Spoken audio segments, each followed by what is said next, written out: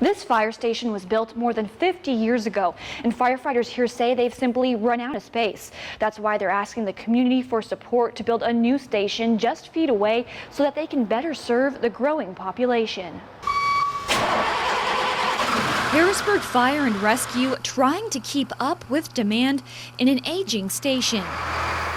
Their crews, made up mainly of volunteers, cover more than 86 square miles, serving 5,200 people. I think what's happened in the fire service is we changed from firemen, women, to where today we're first responders.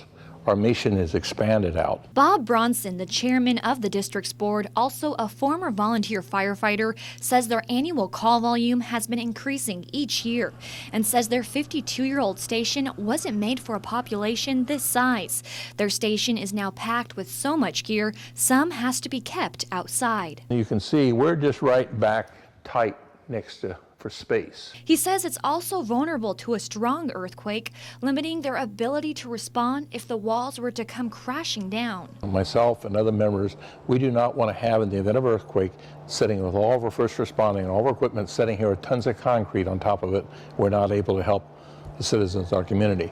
If passed, Measure 22161 would replace the station with a new one on the corner of 4th and Smith. It would be twice the size. We have the training, community room, conference room, offices there for staff. With rooms for resident volunteers. Harrisburg is really fortunate that we've been able to have a core of volunteers over the years, and people working on in the spirit of service.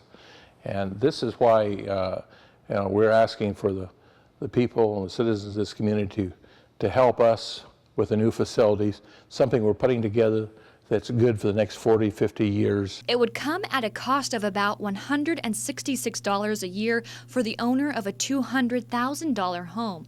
Some residents say they would prefer the money to be put towards something else. Others say this is what their city needs. I think the department here's kind of operated on a shoestring for a long time. And say it's time for a change. That they work really hard to help us and make sure that, our quality of life is really good, and it's time for us to help them. This bond measure will be put before voters in November.